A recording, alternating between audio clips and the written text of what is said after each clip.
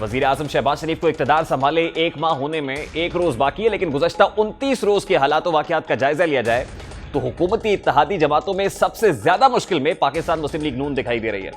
इस वक्त मुल्क शदीद सियासी, आईनी और माशी बहरान में घिर चुका है, जबकि अहम वजारतें रखने वाली मुस्लिम लीग नून इन बहरानों में पूरी तरह धंस चुकी है। ऐसे में कायद मुस्लिम लीग नून नवाज शरीफ ने वजीर आजम शहबाज शरीफ समेत पार्टी के अहम ओहदेदारान को लंदन तलब कर लिया है। शाहिद खान अब्बासी पहले से लंदन में मौजूद हैं, जो नवाज शरीफ से मुलाकात के बाद पाकिस्तान की जानिब आज़म सफ़र हैं। वजीर आजम अब से कुछ देर में लंदन रवाना होंगे, जबकि दीगर रहनुमा एहसन इकबाल, ख्वाजा आसिफ, ख्वाजा साद रफीक और मरियम औरंगजेब भी अगले चंद घंटों में लंदन पहुंच जाएंगे। जरा ये बता रहे हैं कि पेट्रोलियम मसनूआत की कीमतों पर लाएअमल से मुताल्लिक भी नवाज शरीफ और इसहाक डार से मुशावरत होगी, जबकि आइंदा इलेक्शन, पंजाब में काबीना और पावर शेयरिंग से मुताल्लिक भी अहम फैसले किए जाने का इम्कान है। और जराए के मुताबिक नवाज शरीफ को वीडियो लिंक पर इजलास से खिताब का मशवरा दिया गया, जो उन्होंने सख्ती से मुस्तरद कर दिया। वजीर इत्तलात मरियम औरंगजेब के मुताबिक मुस्लिम लीग नून का वफ्द महज निजी दौरे पर लंदन जा रहा है। मरियम औरंगजेब इस तमाम तर विजिट के ऊपर क्या कह रही है, सबसे पहले उनका एक कॉमेंट। जो मेंबर्स हैं, जो पार्टी के लोग हैं, वो जा रहे हैं एक प्राइवेट विज़िट के ऊपर मिलने अपने कायद मोहम्मद नवाज शरीफ साहब को, और शहबाज शरीफ साहब भी जा रहे हैं, वज़ीर आज़म शहबाज शरीफ साहब। और ये मुशावरत का सिलसिला पार्टीज़ के अंदर एक कोई अनयूजुअल चीज़ नहीं है, लेकिन जो बेरोज़गार सियासी यतीम ये बातें कर रहे हैं, उनकी पार्टी में क्योंकि ये मुशावरत का सिलसिला नहीं होता और वहाँ एक शख्स की ज़िद, तकब्बुर और फ़ैसला साजी के ज़रिए पूरी पार्टी और उसी हुक्म के ज़रिए यहाँ मुल्क के अंदर आइन शिकनी भी हुई, वो तमाशा लगाया गया जो पंजाब में दोबारा हो रहा है।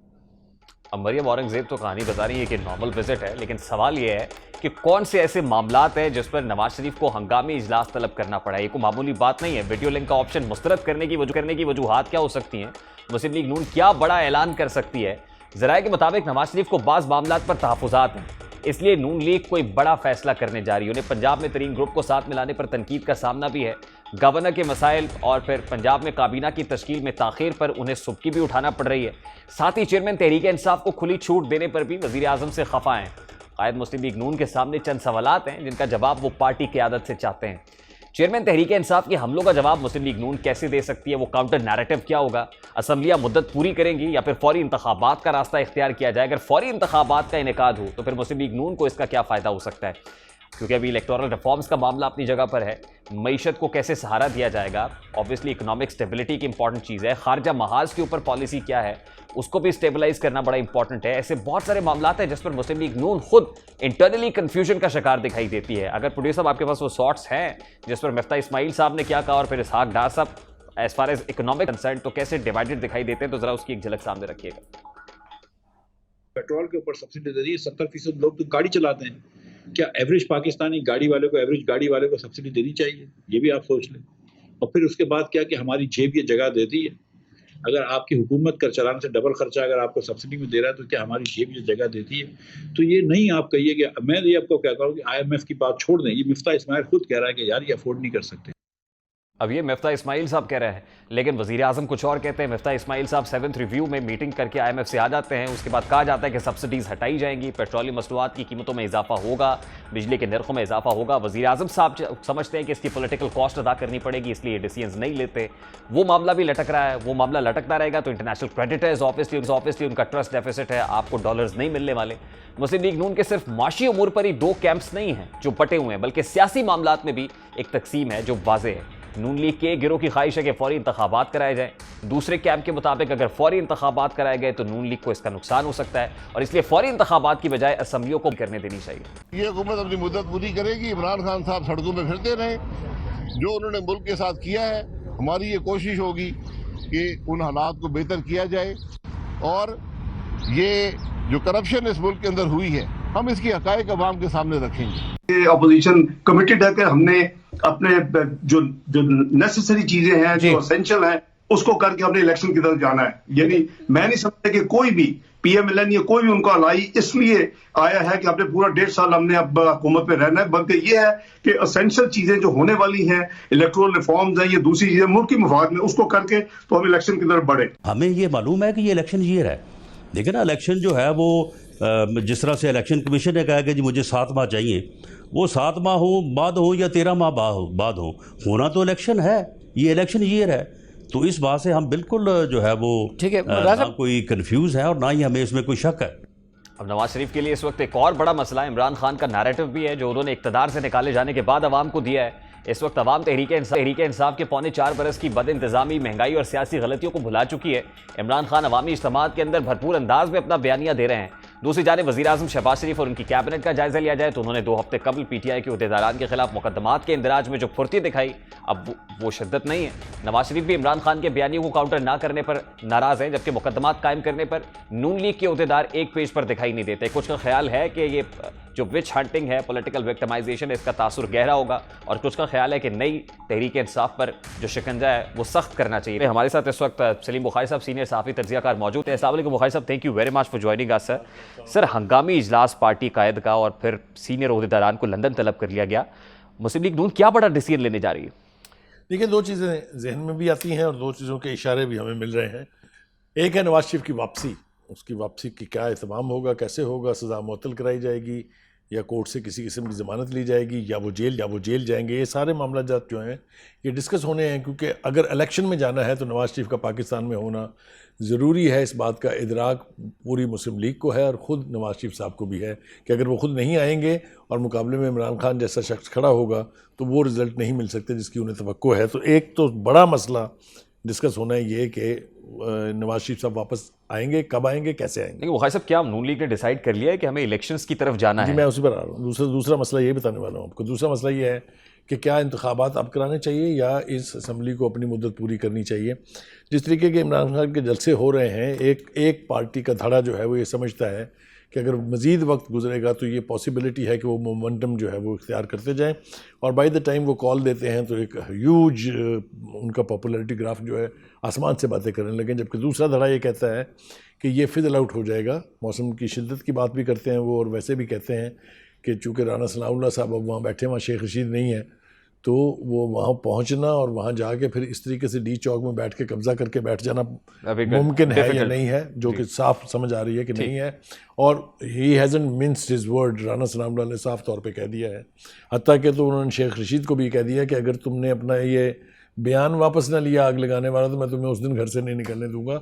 तो आहनी हाथ से निपटने के इशारे तो बहुत मौजूद हैं, और ये इसलिए भी पॉसिबल है कि वो छतरी जो हज़रत साहब के सर के ऊपर थी, जिसकी वजह से बहुत सारे लोग रिएक्ट नहीं करते थे, अदारे जो है वो खामोशी से। डिस्पाइट दैट, इस वक्त Pakistan Muslim League Noon is looking like fish out of water. इस वक्त डिफिकल्टी में तो है as far as economic crisis is concern, as far as मतलब ऑब्वियसली खारजा पॉलिसी को भी देखा जाए तो आपके जो दोस्त ममालिक हैं वो भी आपको भी लेंड नहीं कर रहे हैं, कोई पैसे वैसे आपको वहाँ से भी नहीं मिल रहे हैं। तो वो सब कुछ IMF के कांधे के ऊपर है कि जब तक वहाँ से 7th रिव्यू कामयाब नहीं हो जाता, वहाँ से कुछ रकम नहीं आती तो पैसे, तो नून लीग तो इस वक्त डिफिकल्ट पोजीशन में दिखाई दे रही है। और क्या रियलाइजेशन है इस वक्त पार्टी कायद को इसीलिए हंगामी इजलास तलब किया गया है कि हमसे गलती हो गई? नहीं, मेरे ख्याल से गलती का एलिमेंट तो शायद नहीं है, लेकिन इनकी स्ट्रेटजी जिसके ऊपर शहबाज शरीफ साहब चल रहे हैं उसके ऊपर नवाज शरीफ साहब को सीरियस रिजर्वेशंस हैं। इसलिए मुफ्ता इस्माइल साहब जो कुछ करके वहाँ आए थे उसके मुकाबले में अब इसहाक डार साहब IMF से मिलने जा रहे हैं कतर के अंदर विद इन दिस वीक। तो एक नई स्ट्रेटजी, एक नई, अगर आपको याद हो इसहाक डार साहब का बयान आपके प्रोग्राम में ही था कि हम रिविजिट करेंगे, कोशिश करेंगे उनसे नया जो प्रोग्राम है उसकी बात हो। मुफ्ता इस्माइल साहब कहते हैं कि इसको कंटिन्यू करें। करेक्ट, वो उनका ख्याल है कि इसको कॉन्ट्रैक्ट। लेकिन पंजाब में जो सूरत हाल है ख़ास तौर से, इससे भी नवाज शरीफ साहब बहुत परेशान हैं। आपने सुनी होंगी कि पार्टी के अंदर कुछ आवाज़ें ऐसी हैं, मरीम नवाज़ इज़ वन ऑफ देम। तो पंजाब में जिस तरीके से आपने कहा कि छूट दी गई है जिस तरह से वहाँ के गवर्नर को, और एक इम्पॉर्टेंट डेवलपमेंट और जो हुई है वो ये कि अंस सर्वर जो है, जो लेबर पार्टी के हेड हैं स्कॉटलैंड के और साबिक गवर्नर के बेटे हैं, उनकी बहुत अहम मुलाकात उनके साथ हुई है, जिसके बाद ये खबर भी आपके वो 7-8 लोगों तक पहुंची थी कि शायद वो जल्द ही नून लीग में शमूलियत इख्तियार कर लें और फिर शादरा से नून लीग के टिकट के ऊपर इलेक्शन लड़ेंगे। तो ये भी काफ़ी अहम डेवलपमेंट है कि एक ऐसा शख्स जो 3-3.5 साल तक गवर्नर रहा है PTI का, वो अगर इस स्टेज पर मिलने जा रहा है और उसकी अपनी एक पॉलिटिकल कॉन्स्टिट्यूंसी भी है, एरिया ऑफ इन्फ्लुएंस भी है, ये भी परेशान किए हुए है। लेकिन जो बात तय होनी बाकी है, जिसके लिए गालबन इन लोगों को समन किया गया है, वो ये है कि इस वक्त जो एस्टैब्लिशमेंट है उसके साथ इक्वेजन क्या है, हुकूमत की इक्वेजन क्या है। That is I think the most important mood point during this meeting जिसके लिए वो गए हैं।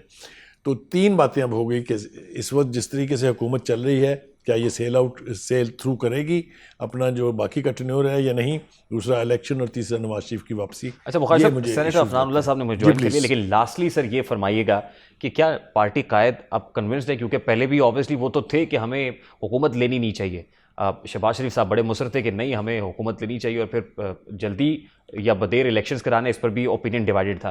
तो इस वक्त क्या पार्टी कायद ये समझ रहे हैं कि फौरी तौर पर ये जो हमने किया इससे बाहर आना चाहिए, हमें इलेक्शन मोड में जाना चाहिए, कैंपेनिंग करनी चाहिए और क्राउड को जो है इंगेज करना चाहिए? इंतहाई वसूख से मैं आपको ये बात बता सकता हूँ कि जो भी फैसले हुए हैं जिसके नतीजे में हुकूमत मिली है या जिस तरह से भी हुकूमत चल रही है, जिस तरह से चलाई जा रही है, एक एक हदायत जो है वो नवाज शरीफ से लंदन से आती है। किसी में इतनी ना सकत है ना इतनी हिम्मत है कि वो अपनी मर्ज़ी से कोई फ़ैसला कर सके या कोई इनिशिएटिव ले सके। अगर ले सकते होते शहबाज शरीफ साहब तो वो मेरा ख्याल है बहुत अर्सा पहले अब जो इनिशिएटिव पार्टी कायद की मौजूदगी में लेने जा रही है नून लीग, इसमें इत्तेहादी भी ऑन बोर्ड है? देखिए, उन्होंने पहले ये खबर एक आई थी कि शायद इत्तेहादी पार्टियों के भी कुछ लोग साथ जाएंगे लंदन, लेकिन आखिरी लम्हे में ये फैसला हुआ, या शायद उन्होंने कहा कि नहीं, ये चूँकि आपका पार्टी मामला है इसलिए आप खुद ही जाएं वहाँ जाके जो भी बात करनी है। लेकिन ये नहीं मैं कह सकता कि उनको ऑन बोर्ड नहीं लिया गया। गालिबन उनको पता है कि ये क्यों जा रहे हैं, इनको क्यों समन किया गया है लंदन में। ठीक, मुझे अफनानुल्लाह साहब ज्वाइन कर चुके हैं, बहुत बहुत शुक्रिया बुखारी साहब आपके वक्त के लिए। सब क्विकली सबसे पहले तो फरमाइएगा कि पार्टी कायद का लंदन के अंदर ये जो तलबी है, सीनियर क़यादत को बुलाया गया है और फिर वीडियो लिंक की तजवीज़ को भी मुस्तरद कर दिया गया, कुछ तो है जिसकी पर्दादारी है, वो क्या वाकई को बड़ा डिसीजन करने जा रही है नून लीग? जी बिस्मिल्लाहिर्रहमानिर्रहीम। देखिए, जो मीटिंग है वो काफ़ी उसकी अहम नौयत है और उसके अंदर ज़ाहिर कुछ फ़ैसले होंगे। अब ज़ाहिर मैं कबल अज़ वक्त तो नहीं कुछ पे कह सकता, लेकिन जो है वो काफ़ी अहम मीटिंग है और मुल्क की हालात को सामने रख के जो है वो फिर फैसला किया जाएगा कि क्या आगे का लाएअमल होगा। नहीं अफनान साहब, कोई ऐसा तो नहीं है कि मुस्लिम लीग नून हुकूमत में आके पछता रही है और कोई फैसला कर लिया है कि हमें अर्ली इलेक्शंस की तरफ जाना चाहिए? देखिए, मैंने ये हमेशा बात, आप मेरे टॉक शोज़ भी अगर निकाल लें पहले के, और हमने शुरू में हमेशा यही बात की थी कि जो मुस्लिम लीग नून है उसने ये फ़ैसला किया था कि हम 3 से 4 महीने बाद जो रिफ़ॉर्म्स करके, इलेक्टोरल रिफ़ॉर्म्स करके इलेक्शन में चले जाएंगे।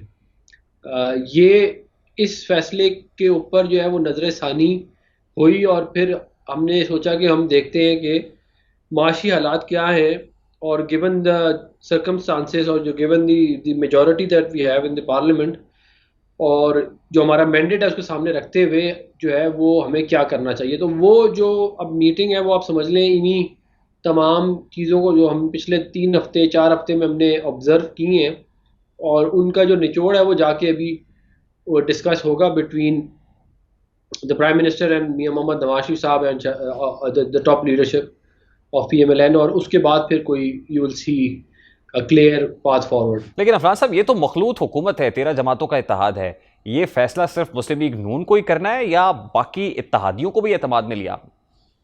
देखिए, इसके अंदर सबसे इम्पोर्टेंट तो यही है कि ज़ाहिर है हमें तमाम इत्तेहादियों को भी ऑन बोर्ड लेना होगा। इत्तेहादियों को ऑन बोर्ड लिए बगैर तो ज़ाहिर कोई भी फैसला जो है वो नहीं हम करेंगे। लेकिन सबसे इम्पोर्टेंट चीज़ ये है कि एक PMLN जो है वो खुद एक डायरेक्शन ले ले और उसके अंदर हम अपनी जो हमारी अपनी जो ऑब्जर्वेशन हैं पिछले 3-4 हफ्तों की, और जो इकॉनमी के ऊपर हमारा अपना एनालिसिस है, और जो हमारी IMF से मीटिंग्स रही हैं, सऊदी अरेबिया में मीटिंग्स रही हैं, और जो गिवन सर्कमस्टांसेस हैं उनको सामने रख के जो है वो एक लाएअमल बनाया जाए। तो अफनान साहब, पार्टी के अंदर तो एक डिवाइडेड ओपिनियन था, पार्टी कायद नवाज शरीफ और उनके लाइक माइंडेड लोग ये समझते थे कि हुकूमत नहीं लेनी चाहिए। सबसे पहले तो उनको कन्विंस किया गया, फिर हुकूमत आ गई, वो चाहते थे कि ज़्यादा देर तक इस हुकूमत को नहीं चलना चाहिए, लेकिन शहबाज शरीफ साहब ये समझते थे कि हुकूमत आ गई और इत्तेहादी भी ऑब्वियसली इन्हीं कंडीशंस के ऊपर आए कि ये टेन्योर पूरा होगा। तो क्या इस वक्त जिस अंदाज में हुकूमती उमूर चलाए जा रहे हैं, पार्टी कायद नवाज शरीफ साहब उससे को खुश नहीं है, इसका मतलब ये समझा जाए? देखिए, ये जो है वो बात नहीं है, मेरा ख्याल है बात ये है कि हमें पाकिस्तान, हमारे लिए नंबर 1 प्रायोरिटी जो है वो पाकिस्तान की इकॉनमी को ट्रैक के ऊपर लेके आना है, और उसके हिसाब से जो है वो डिसीजन मेकिंग हमारी इन्फ्लुएंस, हमारी डिसीजन मेकिंग के अंदर 3-4 मेन चीज़ें हैं जो इन्फ्लुएंस कर रही हैं। एक इकॉनमी है, एक आपकी फॉरेन पॉलिसी है, एक आपका इलेक्टोरल रिफॉर्म्स है, और फिर चौथे नंबर पे आप समझ लें कि जो कोएलिशन पार्टनर्स के कंसर्न्स हैं। ये तमाम चीज़ें जो हैं ये डिसीजन मेकिंग के अंदर प्ले कर रही हैं प्राइमरीली, और उसके अंदर हम यही देख रहे हैं कि अगर एक फ्रेश मैंडेट अच्छा होगा मुल्क के लिए, या एग्जिस्टिंग मैंडेट ठीक है, या जो गिवन सर्कमस्टांसेस है उसके अंदर हम इकॉनमी को कितना बेहतर कर सकते हैं, तो ये तमाम चीज़ें जो है ये अब डिस्कशन में होंगी, और जो उसका फैसला फिर किया जाएगा वो आपके सामने आ जाएगा। लेकिन अफरान साहब, आप नहीं समझते कि इस वक्त पाकिस्तान मुस्लिम लीग नून ने तो एटलीस्ट लूज किया है? क्योंकि इस वक्त इमरान, पहले आप अपनी बतौर ऑपोजिशन तकारीर के अंदर इमरान खान साहब की miss management, bad governance, incompetence, poor performance को निशाना बनाते थे, लेकिन इस वक्त तो उनकी मिस मैनेजमेंट पर बात नहीं हो रही, वो डिलीवरेंस का बोझ आपके कंधों पर आ गया है।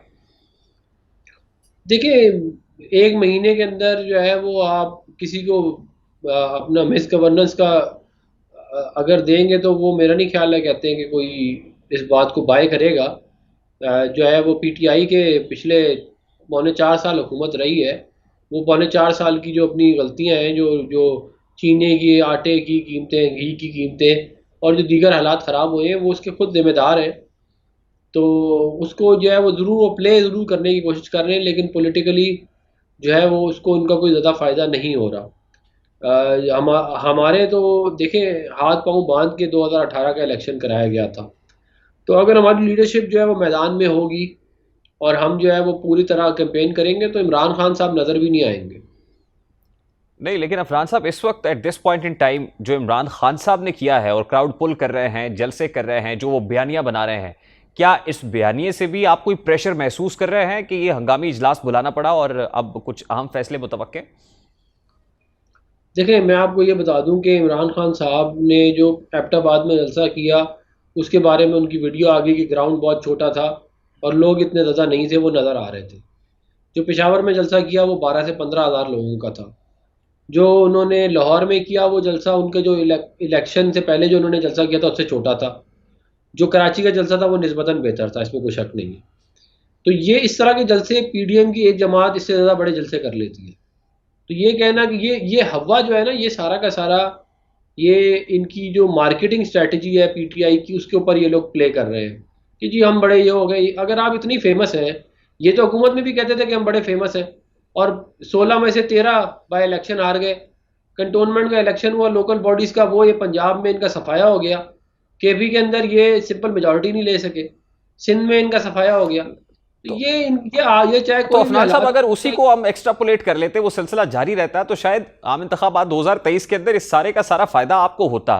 तो अब तो ये बात हो रही है, एक परसेप्शन है कि 1.5 साल इस हुकूमत का रह गया था, आप इस हुकूमत को चलने देते और उसके बाद इंतखाबात के अंदर दूध का दूध पानी का पानी हो जाता। But at this point in time आप क्या करने जा रहे हैं? देखिए, अगर अभी अर्ली इलेक्शंस की तरफ भी जाया जाता है, तो व्हाट डू यू थिंक कि जल्द से जल्द इंतखाबात कब हो सकता है?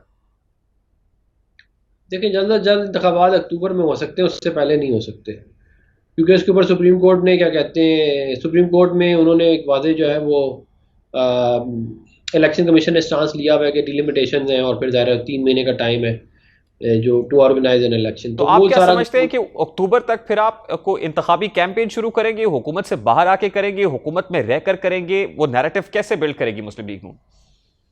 देखिए, हमारा नैरेटिव तो बड़ा हमारा प्रो डेवलपमेंट का नैरेटिव है, और हम ये समझते हैं कि हम स्वीप कर जाएंगे पंजाब में, और हमारी और काफ़ी हमें अच्छी रिस्पांस मिलेगी केपीके में, और हमें अर्बन एरिया सिंध में अच्छी रिस्पांस मिलेगी, और हम अपने कोalition पार्टनर से बलूचिस्तान के सब में भी हुकूमत बना लेंगे। तो हम तो ये समझते हैं कि और ये इसलिए हम कह रहे हैं कि जब हमारे साथ जो है वो इतने सारे मतलब कि हमारे लिए प्रॉब्लम क्रिएट की गई, जो कि आपको याद होगा ये जो 2018 का इलेक्शन था, तब भी हमारी 84 सीटें निकल आई। तो जब हमारे हाथ हमने 4 साल का इनका क्या कहते हैं लगे जाए पीटीआई का, वो होगा, और हमारे इदारे हमारी जो कायद हैं वो खुद कैंपेन करेंगे, तो हम जो है वो इंशाल्लाह जो इमरान खान साहब को जो है उनका जनाजा निकल, ये बड़ी इंपॉर्टेंट बात आप कर रहे हैं कि कायद खुद कैंपेन करेंगे, तो ऑब्वियसली वो क्राउड पुलर हैं, there is no doubt about it. Lastly मुझे बता दीजिएगा कि कायद वापस कब आ रहे हैं? देखिए, इंशाल्लाह अगले कुछ हफ्तों में जो है वो मतलब कि उनकी चल रही है मेडिकल का जो मामलात हैं वो देख रहे हैं डॉक्टर्स। उसके अंदर उनका वो तो इशू हो गया पासपोर्ट, तो हम उसको देख रहे हैं इंशाल्लाह। वो जैसे ही उनका मामला कुछ सेटल होता है तो फिर उनको लेके आएंगे पाकिस्तान। बहुत बहुत शुक्रिया सेनेटर अफनानुल्लाह, पाकिस्तान मुस्लिम लीग नून के रहनुमा हमारे साथ मौजूद थे। अभी एक ब्रेक लेंगे और ब्रेक के बाद जब वापस आएंगे, गवर्नर पंजाब की बरतरफी के बाद कौन से आईनी मसाइल जन्म ले सकते हैं, इस पर बात करेंगे इस ब्रेक के बाद हमारे साथ भी।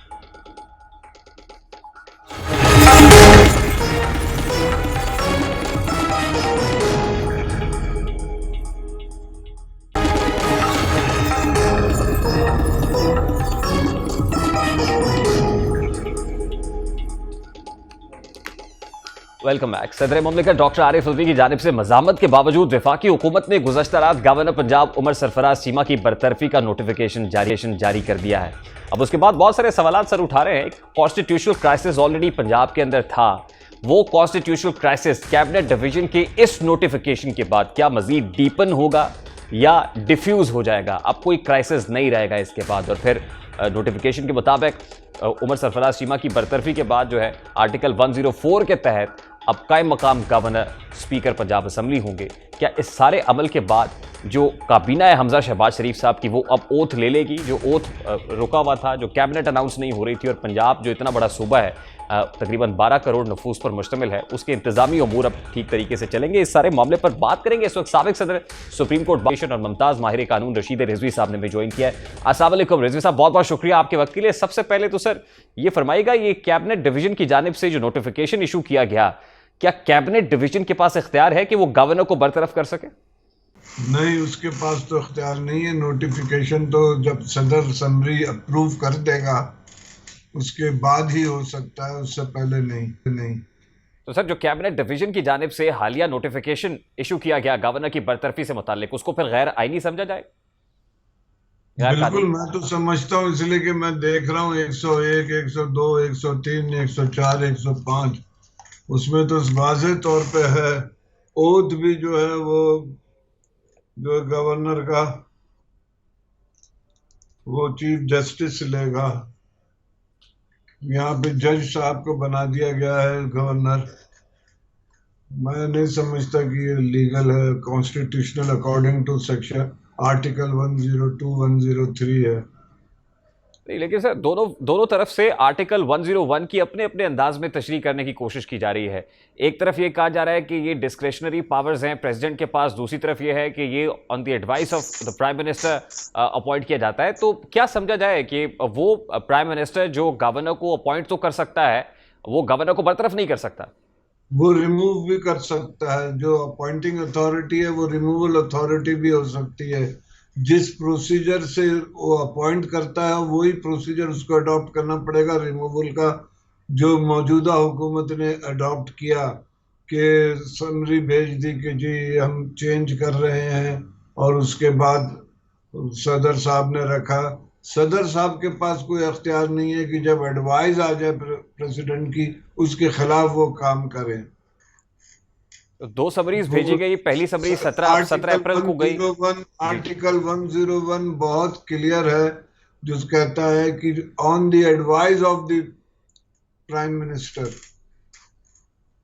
देखिए, इस वक्त जो प्राइम मिनिस्टर है वो एडवाइस कर रहे हैं। 2 बार समरी इरसाल की गई सदर मुमलिकत को, एक 17 अप्रैल को भेजी गई, जिसके बाद 15 रोज़ गुजरे, फिर 1 मई को चली गई, तो 10 रोज़ भी गुजर गए, यानी 25 रोज़ की जो मुद्दत थी गवर्नर के पास वो अब पूरी कर चुके।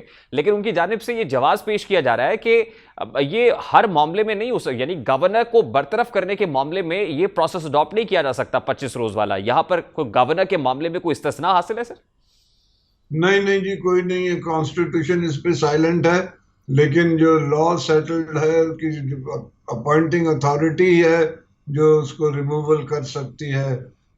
गवर्नमेंट ने तो सही किया कि सदर को रेफरेंस भेज दिया, 15 दिन इंतजार किया, 10 दिन इंतजार किया, लेकिन सदर के पास कोई ऐसा स्कोप नहीं है कि वो इंडिपेंडेंटली अप्लाई करे अपना mind against the advice of the prime minister.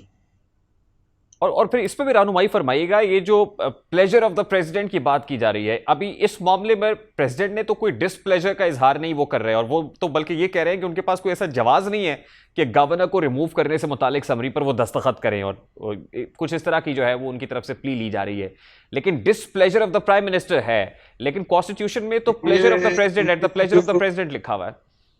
ये जो प्लेजर ऑफ द प्रेसिडेंट या pleasure of the crown, pleasure of the king, ये ब्रिटानिया का उसूल था कि बगैर किंग या क्वीन की मर्जी से हटाया नहीं जा सकता है। वही टर्म्स, वही फ्रेज हमारे कानून में इस्तेमाल हो रहा है, प्लेजर ऑफ द, बेसिकली ये प्लेजर ऑफ द क्राउन है अब। लेकिन जब कैबिनेट का है, जब कॉन्स्टिट्यूशन, रिटन कॉन्स्टिट्यूशन जहाँ पे है, जिन ममालिक में रिटन कॉन्स्टिट्यूशन है, वो प्रिवेल करेगा। और उसके सामने ये बात जो है उसमें कहीं नहीं है कॉन्स्टिट्यूशन में कि प्रेसिडेंट प्राइम मिनिस्टर की रिकमेंडेशंस को, समरी को रिजेक्ट कर सकता है, ये कहीं नहीं है। लेकिन इस Even मामले 40 में देखिए, इस मामले में प्रेसिडेंट की तरफ से समरी को रिजेक्ट किया गया। दूसरी जानिब आप ये कह रहे हैं जो कैबिनेट डिवीजन ने नोटिफिकेशन इशू किया वो भी गैर कानूनी है, यानी दोनों तरफ से वो गैर कानूनी अमल तो हुआ है। फिर ये उनको रेफरेंस में जाना था, ये जाते सुप्रीम कोर्ट और वहां से कोई डिक्लेरेशन लेते, इसलिए कि ये तो बिल्कुल नजरिया जरूरत को अब इन्वोक कर रहे हैं ये लोग कि जी अब प्रेसिडेंट, कॉन्स्टिट्यूशन तो क्या कहता है कि प्रेसिडेंट ही अपॉइंट करेगा, प्रेसिडेंट ही रिमूव करेगा। तो रिमूव का और अथॉरिटी जो है वो बेसिक उसके बैक पे जो है वो है आपका prime minister.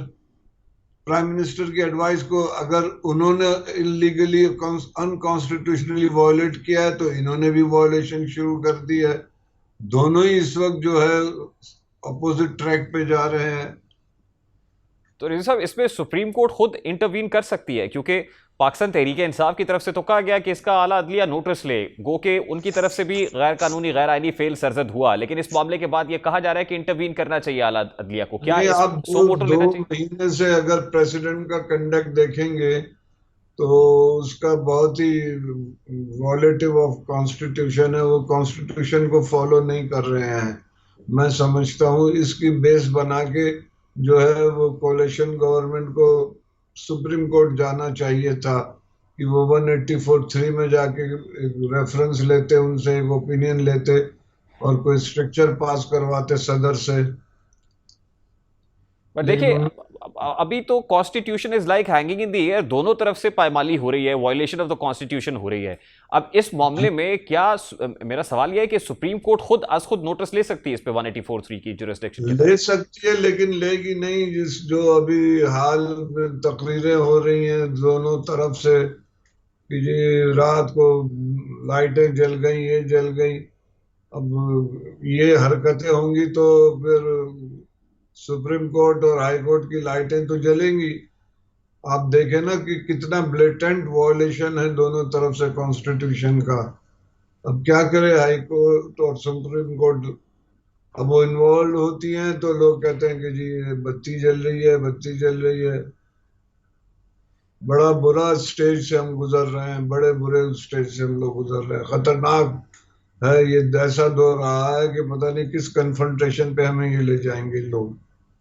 Sir, this is something very alarming then. आपको क्या लगता है कि ये जो कॉन्स्टिट्यूशनल क्राइसिस है, हम लोग अनार्की की तरफ जा रहे हैं, जहाँ पे ना कोई कानून होता है, सिर्फ डंडे का कानून होता है, उस तरफ हम लोग जा रहे हैं।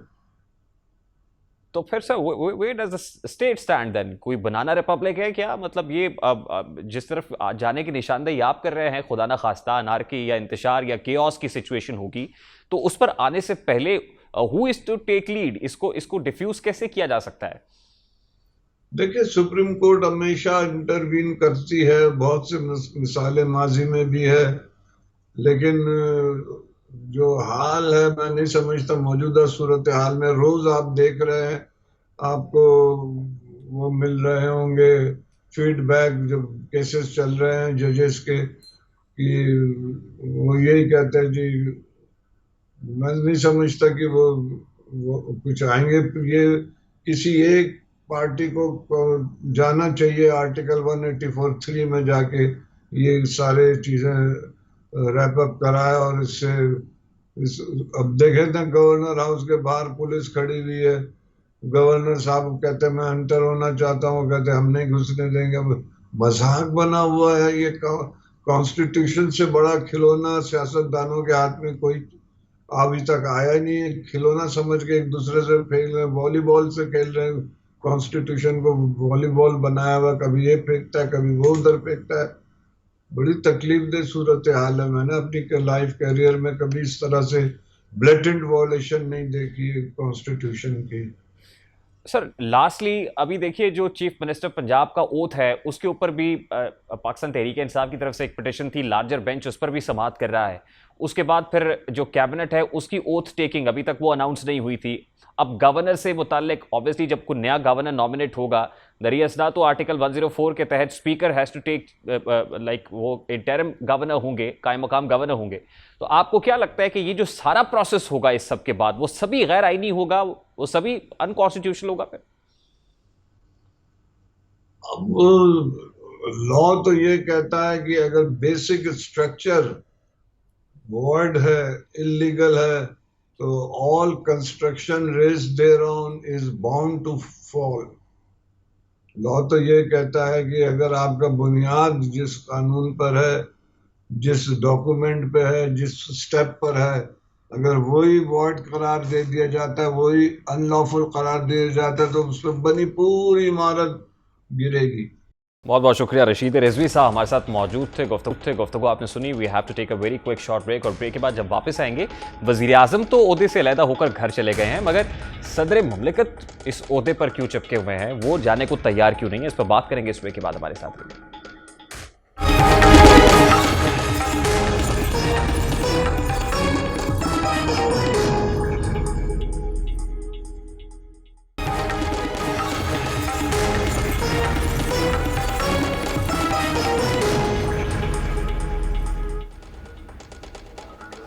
Welcome back. बदतरीन माशी हालात, इंतजामी बहरान, आम आदमी की बदहाली और अवामी दबाव के तहत वजीर आजम को इक़्तिदार से अलहदा होकर घर जाना पड़ा, मगर सदर अब भी अपने ओहदे से दस्तबरदार होने को तैयार नहीं है। हर गुजरते लम्हे हालात संगीन से संगीन तर होते जा रहे हैं और इन हालात को काबू करने के लिए सदर को फिलफौर मुस्ताफी होने का मशवरा भी दिया जा रहा है, जबकि सदर आखिरी गेंद तक लड़ने पर बज़िद है।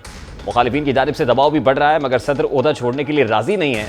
वज़ीर आज़म जो समझते थे कि उनकी कुर्सी बड़ी मजबूत है, उनकी हुकूमत से ताकत और हुकूमत आज तक नहीं आई है, उनके ताल्लुकात भी सबसे मिसाली हैं, उस वज़ीर आज़म को कुर्सी छोड़ना पड़ी। वज़ीर आज़म और उनकी टीम मईशत को संभालने से कासिर रहे और ख़राब मईशत का इल्ज़ाम साबिका हुकूमत पर डालने के साथ कोविड-19 को इसकी बड़ी वजह करार दिया गया।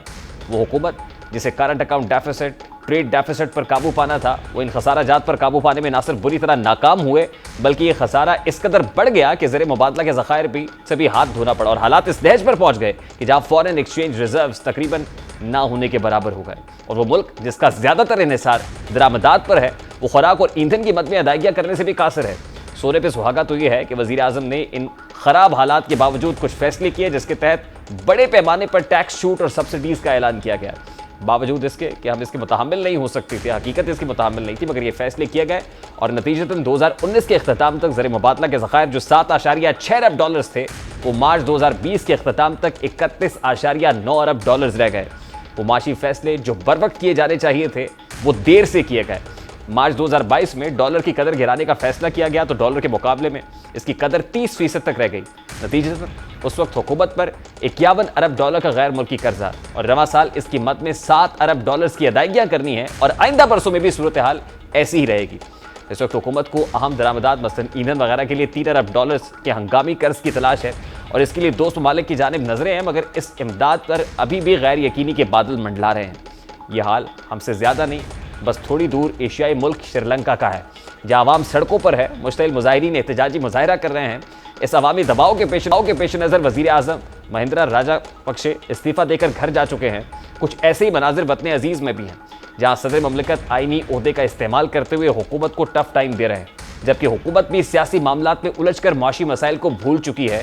इस तमाम तर मामले पर बात करेंगे और हम अपनी जो इकनॉमी है कंपैरेटिवली क्या हम भी श्रीलंका की तरफ बढ़ रहे हैं, इस मामले पर बात करेंगे। इस वक्त प्रिंसिपल नस्ट और माहिर इक्तिसादी अमूर डॉक्टर इशफाक हसन खान ने हमें ज्वाइन किया है। अस्सलाम वालेकुम डॉक्टर साहब, बहुत बहुत शुक्रिया आपके वक्त के लिए। डॉक्टर साहब, अगले दिन स्टॉक एक्सचेंज क्रैश कर जाती है और फिर आज जो डॉलर है वो 188.66 पर क्लोज होता है, 188.66 के ऊपर, which is something very alarming. यानी मार्केट में जो इकोनॉमिक इंडिकेटर्स हैं वो तो मनफी दिखाई दे रहे हैं। तो ये इतनी अनसर्टेनिटी, इतनी गैर यकीनियत क्यों है डॉक्टर साहब? आपने तो खुद ही इसका जवाब दे दिया, गैर यकीनी सूरत हाल। मैंने अपनी ज़िंदगी में कभी इतनी गैर यकीनी सियासी गैर यकीनी सूरत हाल नहीं देखी थी। आपको ये नहीं पता कि शाम को दोपहर को क्या होने वाला है, शाम को क्या होने वाला है, रात होते होते क्या होने वाला होगा। तो ऐसे माहौल में कौन सी इकोनॉमिक पॉलिसी मेकिंग होती है, और कौन सी इकोनॉमिक पॉलिसी अगर बना भी ले तो क्या इम्प्लीमेंट होगा, कौन जिसके लिए आप बना रहे हैं वो कौन आगे आएगा कि चलो भाई एक इकोनॉमिक पॉलिसी आई है तो हम ज़रा इन्वेस्टमेंट वगैरह करते हैं, कुछ मईशत की तरफ तवज्जो देते हैं। ऐसा नहीं हो सकता जब तक कि ये सियासी बेयकीनी की कैफियत ख़त्म नहीं होती है, उस वक्त तक इसी तरीके से चलता जाएगा। अभी देखें 1 महीना हो गया है इस हुकूमत को आए हुए, एक भी पॉलिसी एक्शन नहीं आई सामने कि किस तरीके से मईशत को बेहतर किया जाए। तो एक दिन पॉलिसी इन एक्शन हमें श्रीलंकन टाइप ऑफ क्राइसिस की तरफ लेके जा रहा है।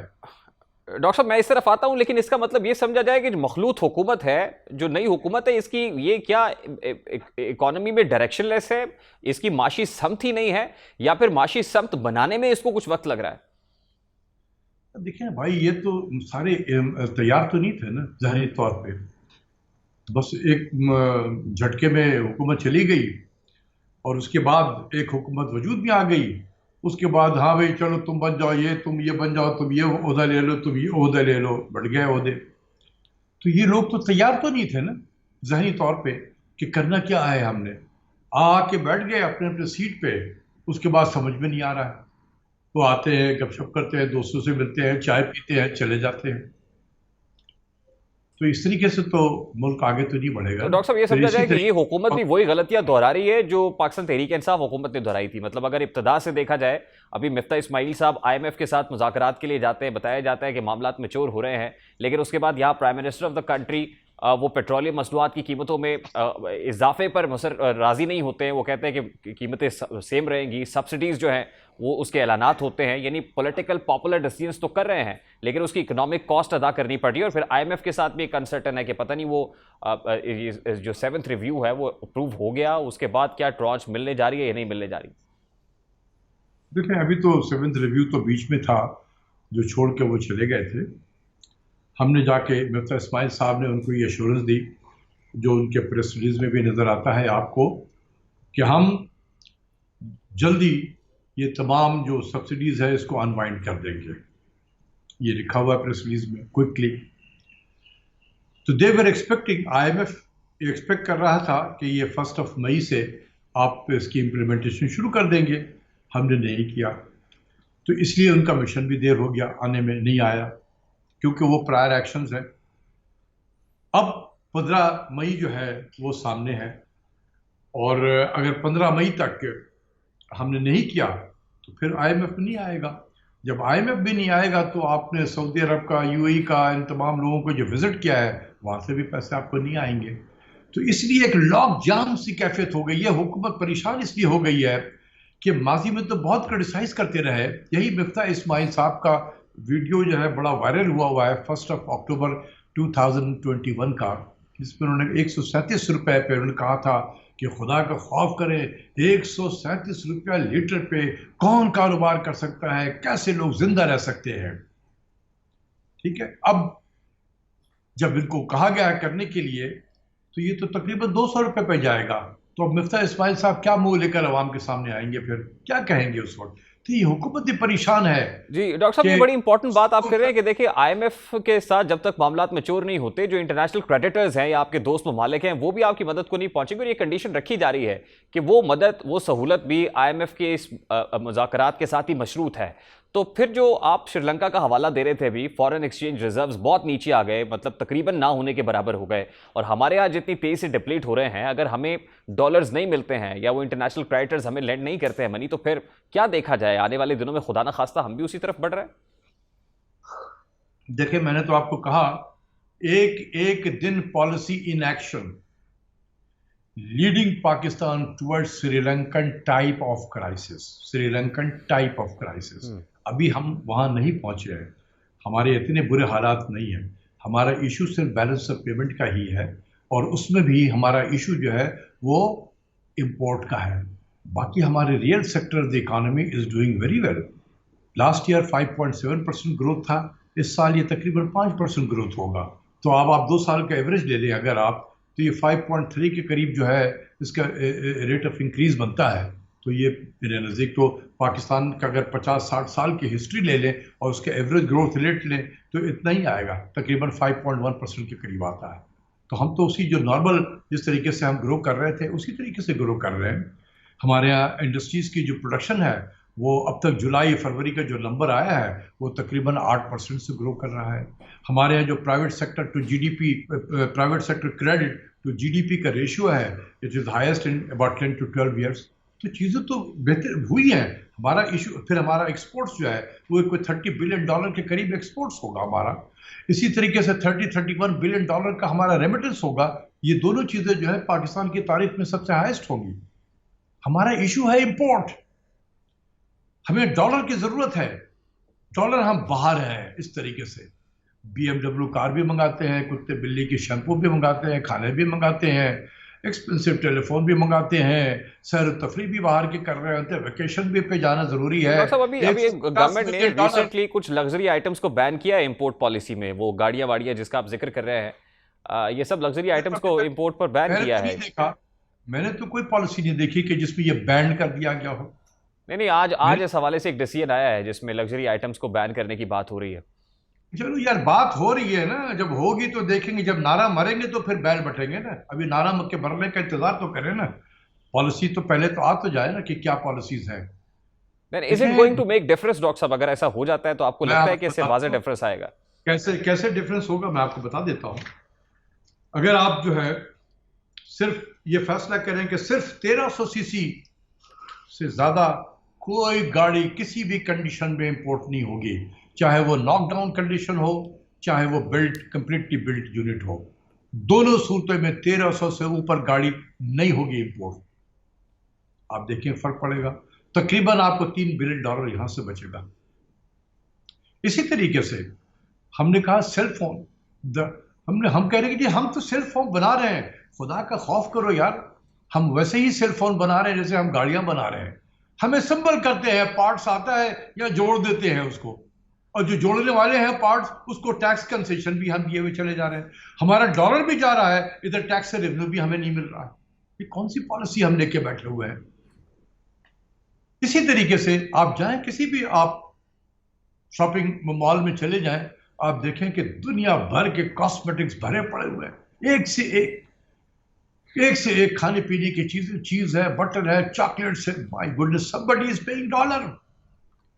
यहां तक तो कुत्ते और बिल्ली के खाने और शैम्पू भी बाहर से हम इंपोर्ट करते हैं। शर्म नहीं आनी चाहिए हमें कि जो मुल्क मांग के भिखारी की तरह डॉलर लाता है, उनके अशराफिया इस तरीके से डॉलर खर्च करते हैं। $150 मिलियन महीने का हमारा ट्रेवल का एक्सपेंस है, जो हमारे लोग सैर तफरीह के लिए जा रहे होते हैं बाहर में।